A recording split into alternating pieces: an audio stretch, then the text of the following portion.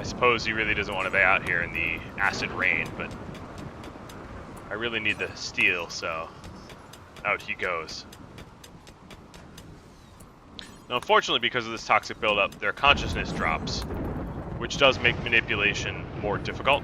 They become worse at it. So, for instance, he's only able to haul back 68 of 75 steel due to his lack of concentration, I guess is the easiest way to call it. Gwen here, now that she's done, I will queue her up on the power grid that I need to make.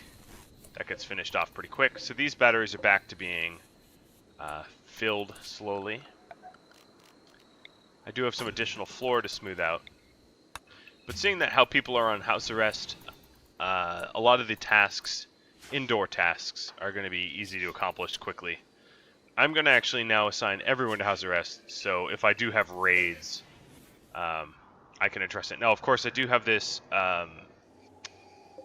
crash ship part, so reducing my acidity, my toxicity, I should say,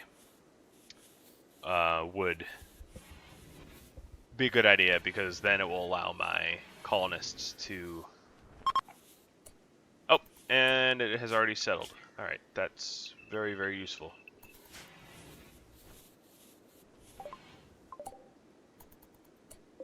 There is not going to be a whole lot of meat on the map. Almost everything died to that toxic fallout. As you can see, pretty much all the creatures and many of the plants on the map have perished. I might take a moment to sort of outline some fertile zones, because there isn't a lot of grass and it's easier to see. So yeah, I'm going to take a moment. I'm going to forbid it, but know that it is here in the future as somewhat of a laid out area, so that if I do choose to drastically expand my growing operations, I won't have to take so much time to figure out what the boundaries are. I'm going to use this time to do some proactive referencing.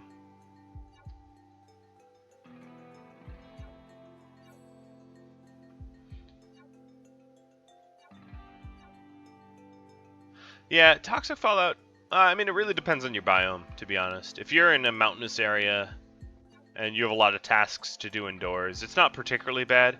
If you're in a volcanic, winter is also pretty nasty. The ones that, you know, even a solar flare when you're about to get raided and you really need your turrets up can be kind of the worst event. I wouldn't say there is necessarily a worst event, but there's certainly ones that are hit harder than others. You know, I'd take an eclipse almost any day over a solar flare.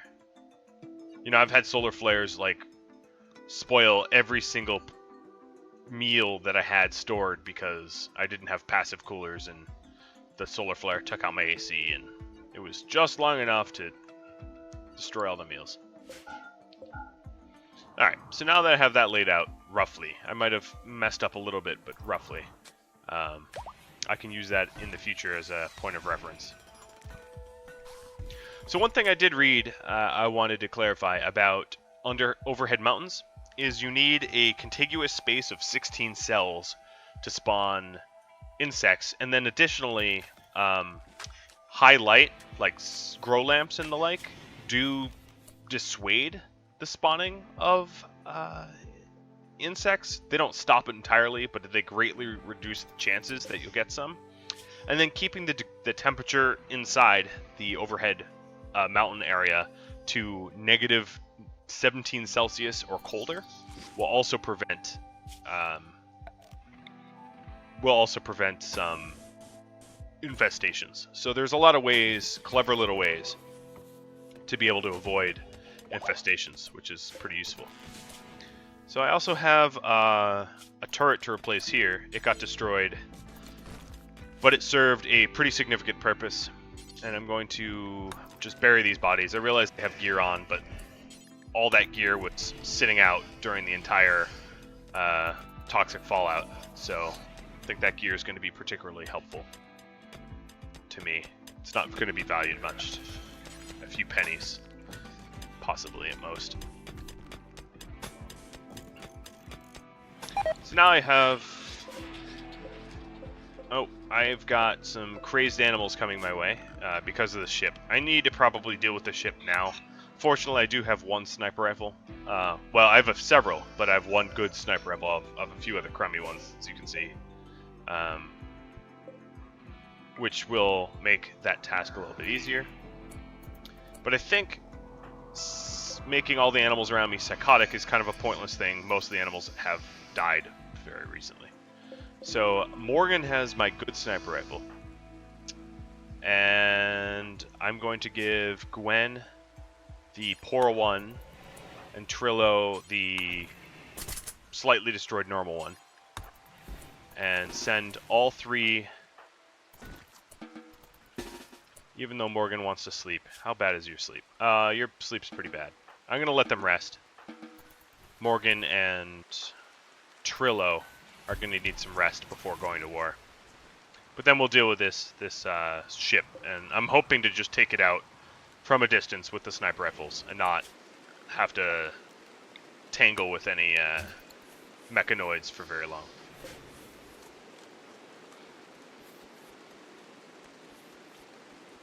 So it occurs to me that I can start to reinstall these beds into the better bedrooms.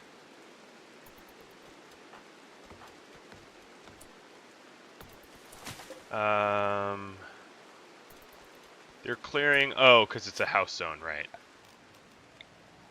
Let's remove that as well.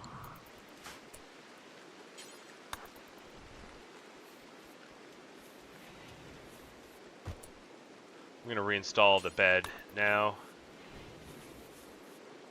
And that frees up a little bit more space in this pseudo crafting area. I mean, it's not a formal crafting area, but it's the start of one.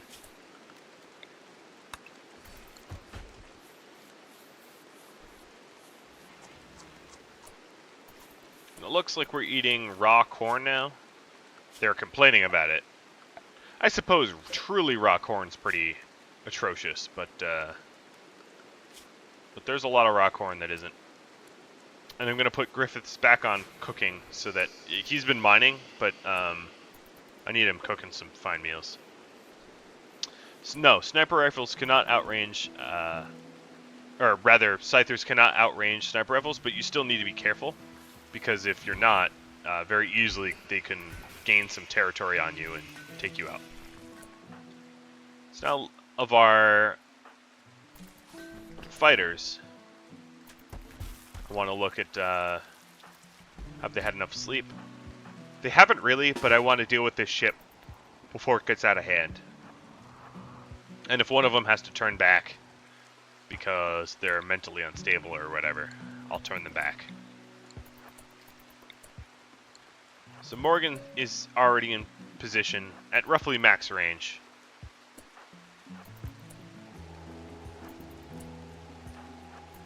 Oh, I didn't mean to bring Griffiths. I meant to bring Gwen.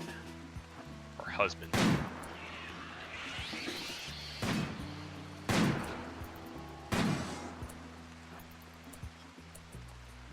So every time the scythers move forward, I have to inversely move backwards. It's the very careful dance of survival here.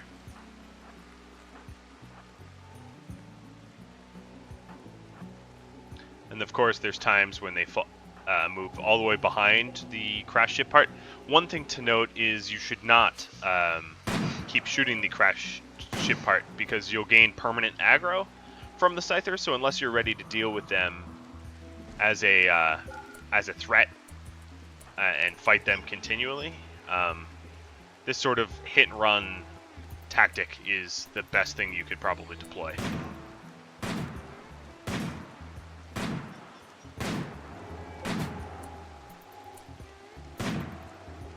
I'm just accelerating time and keeping an eye on making sure these scythers stay where they should be. Unfortunately, I'm not making a whole lot of progress from my efforts, and they got close enough to get a pretty good shot on Morgan, so I have to back them up a bit. The snipers, of course, were almost max range when that shot rung out.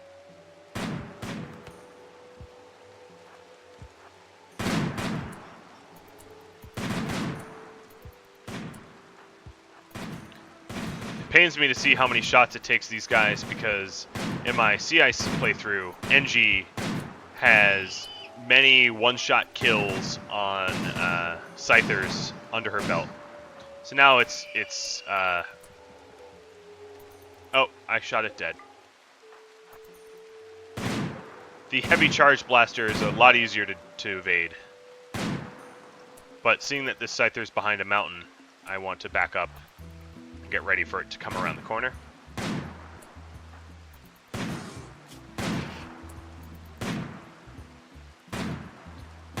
Now, a lot of my colonists are still suffering from the toxic buildup. It's also, yeah, as one of my viewers pointed out, it's foggy and rainy, so it's not exactly the best conditions to be shooting in. But this thing's almost dead.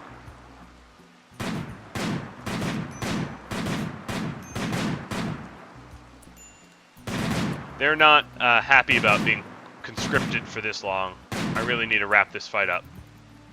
None of them being able to hit a shot is a little bit of a problem, though. Trillo here is starving.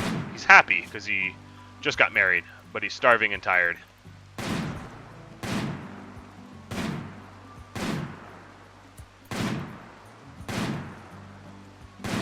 I don't think I've ever taken this long to take down a caterpillar. This caterpillar is like brink of death, but no one is seemingly capable of delivering the death blow to it. It's just marching ever forward.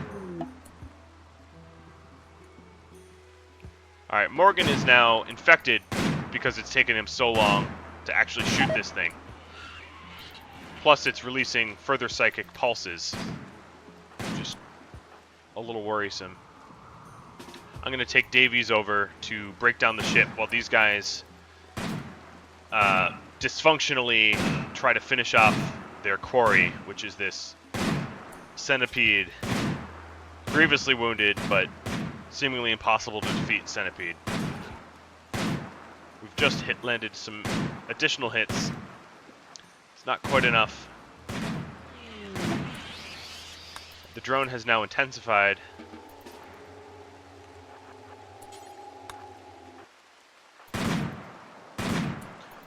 Soon here, Trillo will pass out due to exhaustion, so I'm going to actually send him home. Gwen's probably not... Yeah, Gwen is in the same boat, so I'm going to send her home as well. It says Gwen has collapsed due to exhaustion. That's not true.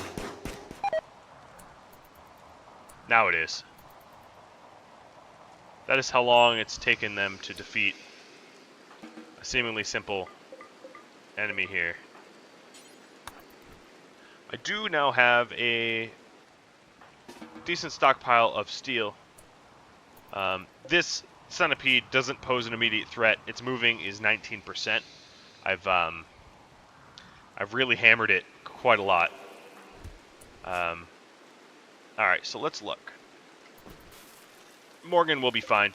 I just need to keep him on bed rest. His immunity will easily outpace his infection, and he won't succumb to his wounds.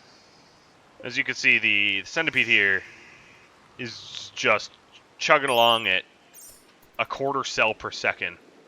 So, not in any way immediate threat. Morgan is back up on his feet. Now that he's not stressed and tired, let's try to finish this little caterpillar off.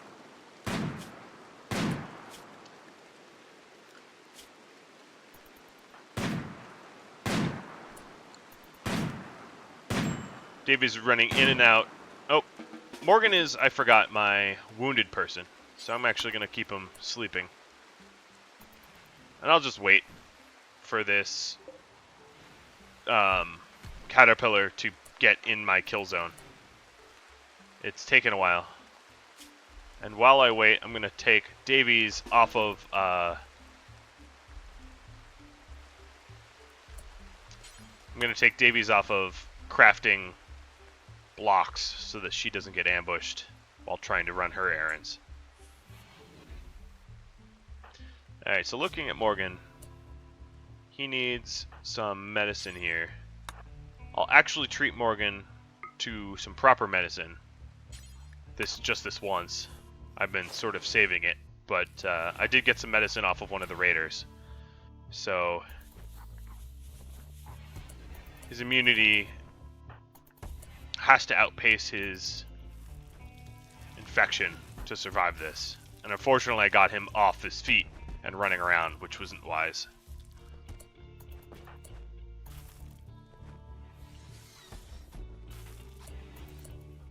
Alright, so this mechanoid is just about ready to enter my kill zone. So I'm going to flick the switch up for the turrets. And now, any moment here, he will have waltzed in. If I don't need to take any hits here, I'm obviously going to play the coward's game and avoid them. Maybe I can shoot him from the back.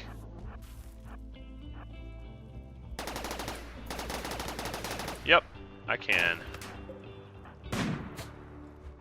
But not without causing it to stop moving towards the turrets. I'm actually going to quickly flick the turrets off so that the mechanoid gets closer, giving the turrets an easier shot. Because right now all that's happening is it's creating a big mess of sandbag debris, and I don't really need a big mess of sandbag debris to clean up. So generally when you turn them off and it's no longer a threat, the centipede will search for targets, and if I can lure it towards Gwen here. Yep, there we go.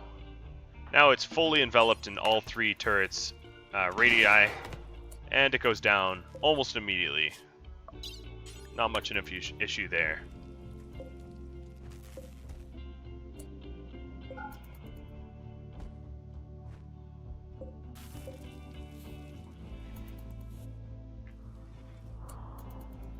Now there is some machining to be done in the base, but I don't have that research quite yet.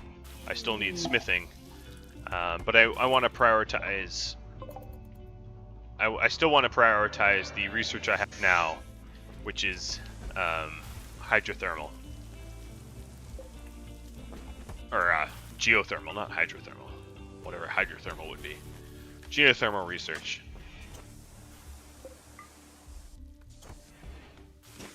So they're making repairs. The mechanoid didn't cause me too much of an issue. Morgan has died from that infection. His immunity didn't outpace his infection by 3%, which is really upsetting. That's just too bad. I really shouldn't have taken back out, but I did start giving him medicine, so I did all that I could once I tried to remedy that. I'll give... So this is our first death. I'll give Gwen the rifle. Yeah, after having made that mistake, there was little I could do. But I can give him a proper burial at the very least. He was our shooter, our researcher. He meant a lot to our people. For now, you know, I think I could even give him a proper sarcophagus burial. Just 3%, that's all it was. That's all it took. Let's see where I can put him. So, with him gone, or deceased, we are down to 2 couples, which is kind of an interesting sort of scenario here.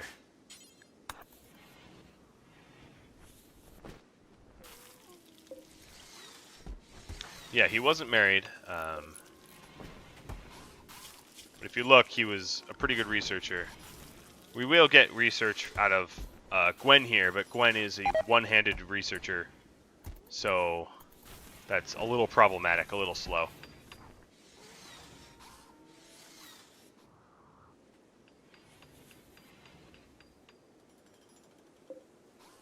However, I must say that I believe he was mostly responsible for his own death, given that they took 2 days to shoot